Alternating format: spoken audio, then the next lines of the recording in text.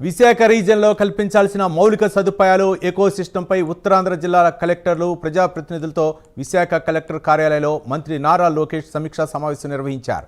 విశాఖకు పెద్ద ఎత్తున పెట్టుబడులు వస్తున్న నేపథ్యంలో విశాఖ ఎకనామిక్ రీజియన్ను బలోపేతం చేయాల్సిన అవసరం ఉందని మంత్రి లోకేష్ తెలిపారు.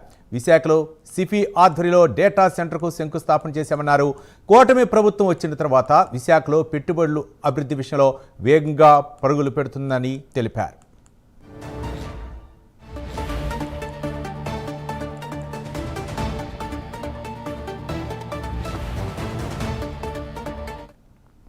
విశాఖలో రాబోయే 5 ఏళ్లలో ఐటీ రంగంలో 5 లక్షల ఉద్యోగాలు కల్పిస్తామని, ఇది చేయాలంటే సమగ్ర ప్రణాళిక అవసరమన్నారు మంత్రి నారా లోకేష్.